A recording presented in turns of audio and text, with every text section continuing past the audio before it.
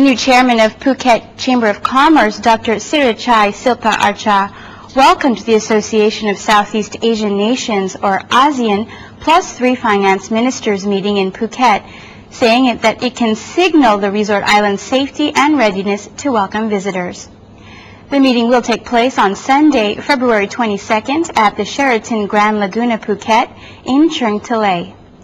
Prime Minister Apisit Vijajiva will come down from Bangkok to meet the ministers.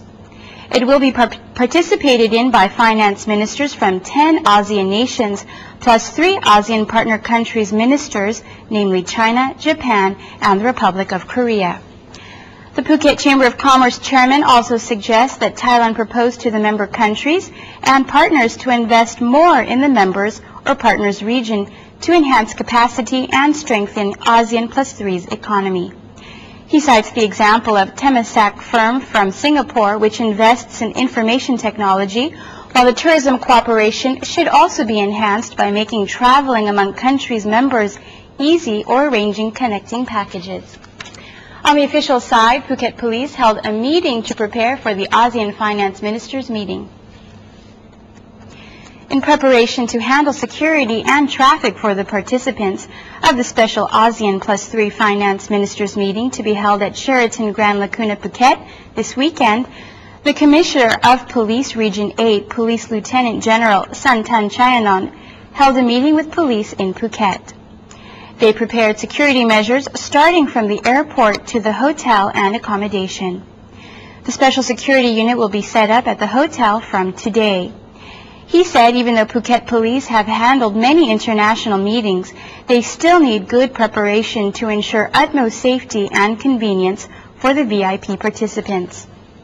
The special ASEAN +3 Finance Ministers meeting will take place on Saturday and Sunday in Phuket, where finance ministers from all 10 ASEAN member countries, plus China, Japan, and the Republic of Korea, are to discuss and encourage greater financial cooperation in handling the global financial crisis.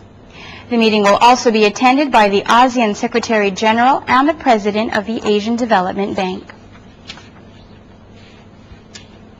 And the Phuket New Chamber of Commerce chairman proposes that the government invest in railways, especially a link between Suratthani and Phang-Nga, to stimulate the economy.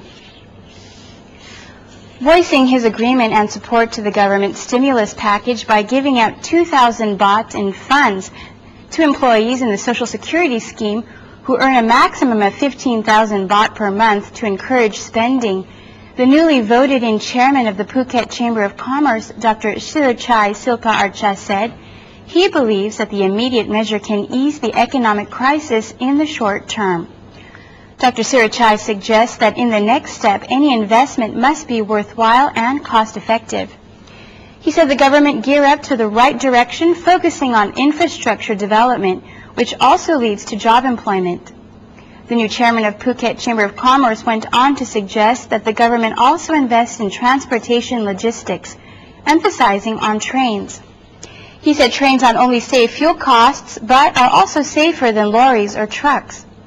Dr. Suratthani proposed that the government connect Suratthani province with the Andaman province of Phang-Nga by railway to connect the east and west coast of southern Thailand. In doing so, he believes it would lead to more convenient traveling among tourists and good transportation. And an international conference is being held in Phuket on the future of the palm oil business. The 2-day Phuket conference started yesterday at the Hilton Phuket Arcadia Resort and Spa and is discussing palm oil's long-term outlook and whether the future is as promising as the present. Also about new technology breakthroughs in breeding and processing of palm oil and how the future market for palm oil will be like.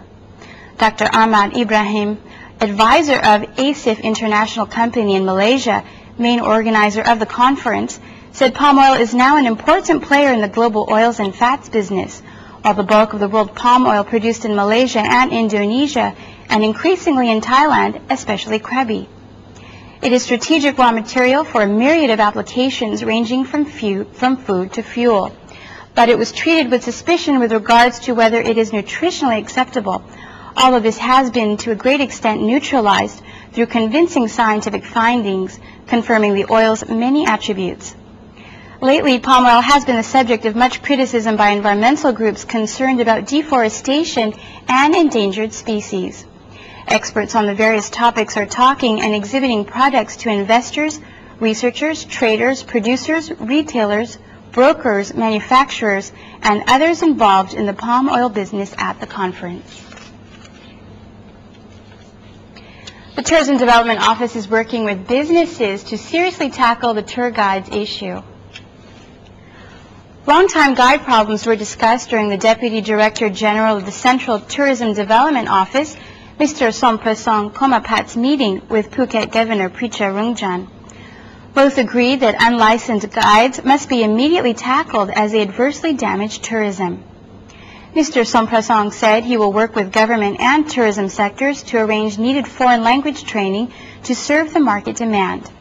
They comprise Korean, Japanese, and Russian languages.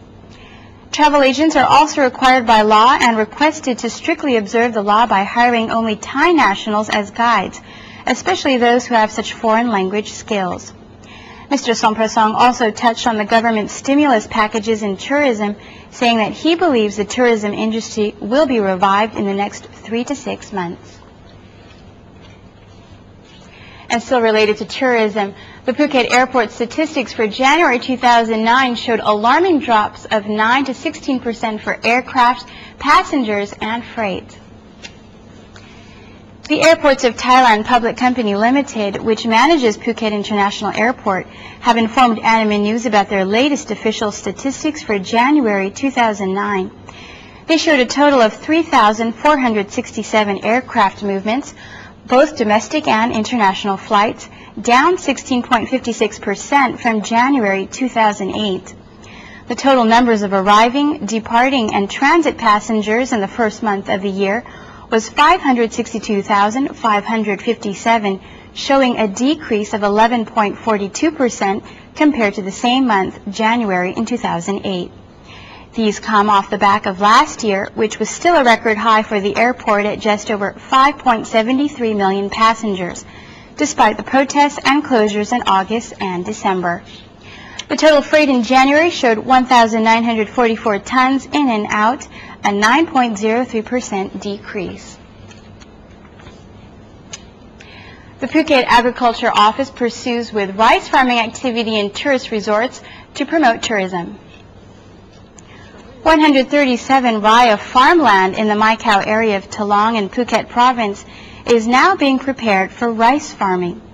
The rice farming in the resort island of Phuket is not aimed at feeding the population here, but is expected to be a learning center and tourist visiting site for cultural and agro-tourism in support of the local industry. The Provincial Agriculture Office Chief Somchai Hengwatchara Paibun said it is now preparing water and training cattle for conventional ways of rice paddy preparation and farming to demonstrate to tourists. He said he plans to arrange the rice farming demonstration 2 times a day, morning and afternoon. It will be a comprehensive demonstration from paddy field preparation, adding rice saplings until the harvest process. The Tourism Authority of Thailand will be responsible for attracting tourists to visit here. The program is expected to start by next month. And finally, in local news, the authorities seal off a location in Krabi Town where ancient beads were found. A rice field belonging to a private owner located next to a cemetery is now sealed off from public entrance after a reported number of ancient beads and objects were discovered. The location, located in the Krabi municipality parameters, can no longer be entered. This follows last week's surprising discovery of ancient objects and colorful beads or accessories when Suratthani and Phang-Nga, a local villager, dug holes to put in concrete posts to border the Muslim cemetery, which is adjacent to the private land plot. The posts were just 50 centimeters deep. After the news got out, local villagers then went to dig the area, but mostly dug in the private abandoned field. The Krabi municipality mayor Kiritasak Bokkauluan said serious research of the field's background may link to Krabi's history. The public area and private-owned land are now both sealed off from public entrance.